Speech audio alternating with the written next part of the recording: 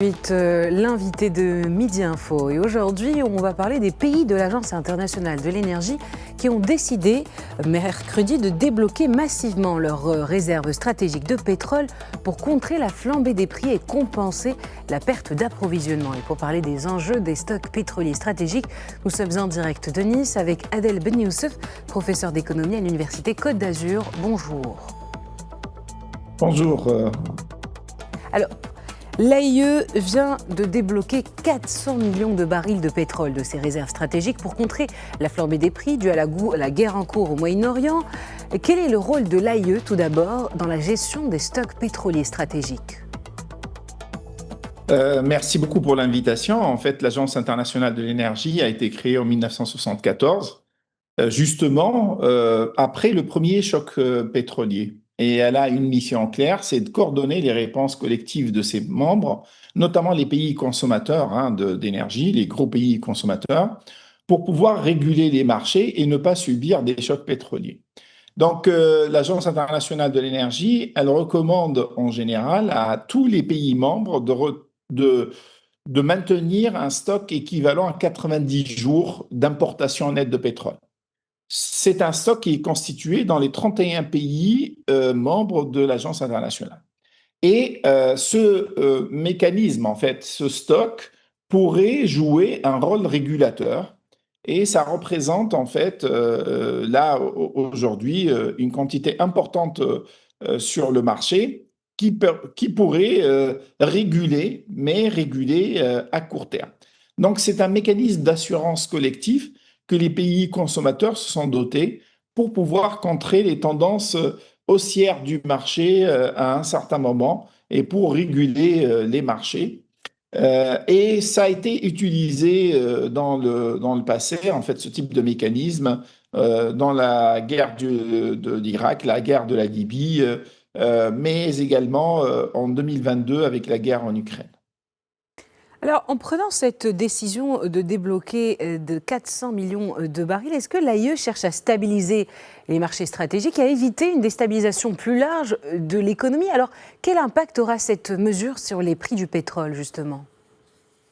Alors, il y a plusieurs impacts, mais ce qui est recherché ici, c'est surtout l'impact psychologique, parce qu'il y a un état de panique un tout petit peu qui s'est engagé dès lors que le détroit de Hormuz a été plus ou moins en fait clos et a été perturbé.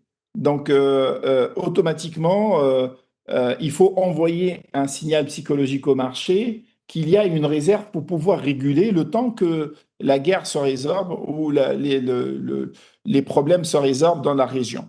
Mais il faut être vraiment très prudent parce que 400 millions de barils, c'est la consommation de 4 jours de la planète entière de pétrole.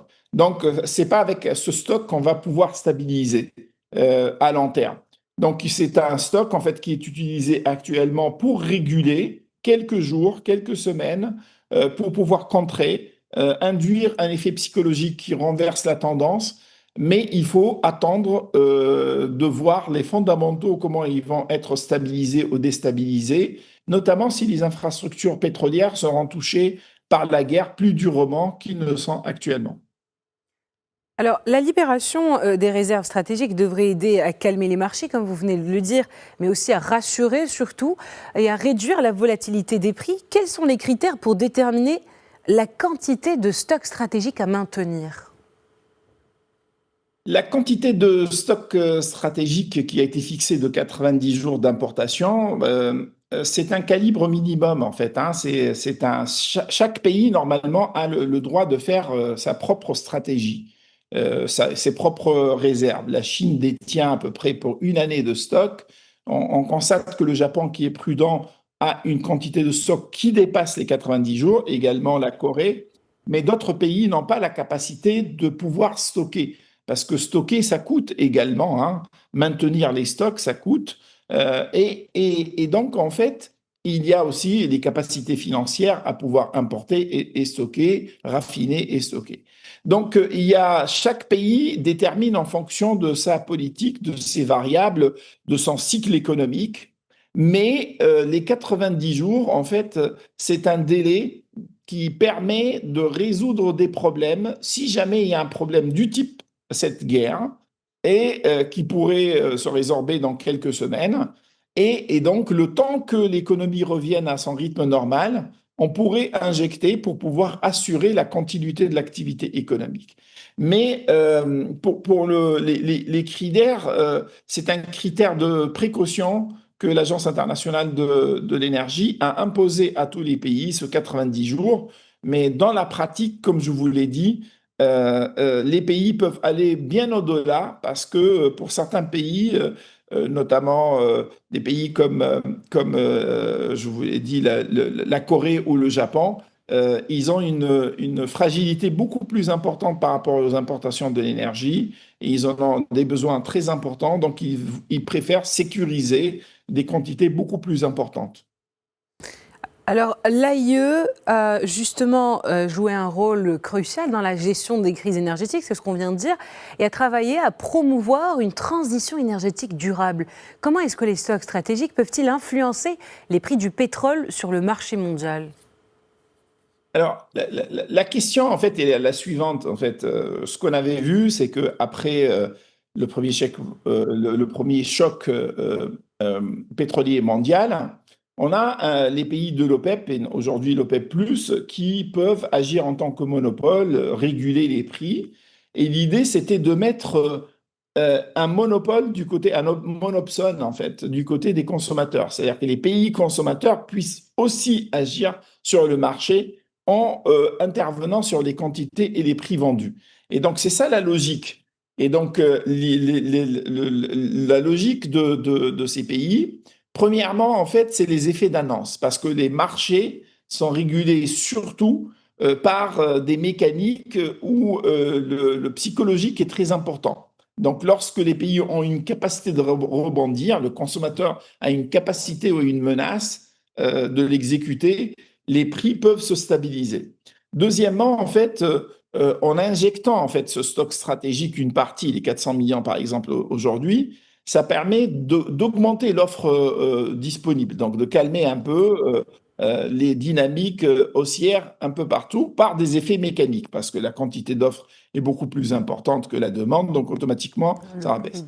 Et finalement, en fait, c'est les restrictions de production, hein. En fait, c'est pouvoir dire aux pays qui veulent restreindre les productions, nous avons la capacité d'agir également et ce n'est pas dans votre intérêt. Et donc, c'est ces trois mécaniques qui font que les stocks stratégiques aujourd'hui influencent les prix mondiaux. Quels sont les principaux risques liés à une mauvaise gestion des stocks pétroliers stratégiques ? Alors, les principaux risques est la suivante, c'est-à-dire que vous avez une carte à jouer et votre carte, vous devez la déposer au bon moment. Donc aujourd'hui, nous n'avons pas de prévisibilité combien ça va durer la guerre et combien ça va durer la perturbation sur l'acheminement du pétrole à partir des pays du Golfe, notamment le détroit de Hormuz, qui représente 20% de l'offre mondiale. Donc, comme nous n'avons pas de vision, si la guerre, elle est pour 3 semaines et que vous venez aujourd'hui au 14e jour injecter les 400 millions de barils, ça permet de réguler et au bout d'une semaine, il n'y a plus guerre. Donc en fait, là, vous avez pu contrer au bon moment. Mais si la guerre s'installe pour 6 mois et que vous libérez votre stock aujourd'hui, c'est-à-dire que vous injectez aujourd'hui, mais que dans 15 jours, on va se retrouver dans une situation de pénurie et qu'avec des réserves qui ont baissé, cela pourrait se traduire par des dynamiques de spéculation beaucoup plus importantes. Et donc là, le risque, c'est que vraiment, on lâche la carte au mauvais moment. Le deuxième risque, c'est le risque que les pays ne jouent pas le jeu. Parce que c'est une directive, les 400 millions de barils, ils sont à diviser sur les 31 pays membres de l'Agence internationale de l'énergie. Et là, on va demander à chaque pays de baisser ou d'injecter. Or, on pourrait avoir des pays qui seront réticents à ça et qui ne voudraient pas le faire. Et donc, une non-coordination au sein de l'Agence internationale de l'énergie pourrait être très coûteuse parce que, c'est-à-dire que l'effet n'aura que cette carte n'aura pas d'effet du tout sur la dynamique des prix et au contraire, elle va affoler les marchés. Donc là, il faudrait faire très attention en fait à cette carte de l'Agence internationale de l'énergie. Mais à mon avis, ils ont des signaux que la guerre ne va pas trop durer et donc c'est le bon moment de lâcher ce socle stratégique. Alors, quels sont, pour finir, d'après vous, les principaux défis liés à la transition énergétique pour la gestion des stocks? En effet, aujourd'hui, on voit bien la résilience énergétique, c'est le passage aux énergies renouvelables, c'est la non-dépendance, notamment pour les pays consommateurs. Je parle des pays consommateurs. Le fait d'avoir de l'énergie euh, propre et de l'énergie durable, disponible et sans qu'elle soit affectée par ces dynamiques de marché est la meilleure option. Donc, à mon avis, la transition énergétique pourrait être poussée après cet épisode. Parce que justement, en théorie, tous les pays, par exemple européens, qui sont membres de l'Agence internationale de l'énergie, ont renforcé l'idée d'une transition, d'une décarbonation à l'horizon 2050, avec l'étape de 2040. Et donc, ils vont aller vers les énergies renouvelables. Le problème, c'est la gestion de cette trajectoire d'ici les quelques années qui est difficile. Et ça va amener à réduire le poids de ce stock stratégique.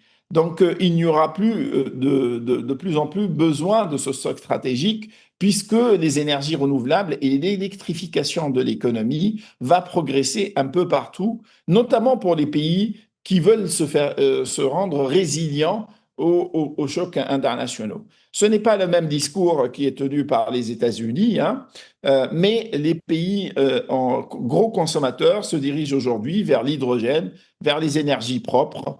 Et pour cela aussi, il faudrait assurer les matériaux critiques ou les métaux critiques pour cette transition énergétique. Et ça, c'est une autre question dans la géopolitique mondiale, puisque ces matériaux critiques sont détenus en grande partie par la Chine. Donc, il faut aller vers les trajectoires des énergies renouvelables, il faut décarboner, et il faudrait aussi aller vers l'électrification, mais à condition de posséder là aussi les matériaux critiques, et ce n'est pas relativement facile aujourd'hui dans un monde où la géopolitique elle a été fortement modifiée. Bien, merci infiniment Adel Benyoussouf pour toutes ces précisions. Je rappelle que vous êtes professeur d'économie à l'Université Côte d'Azur de Nice.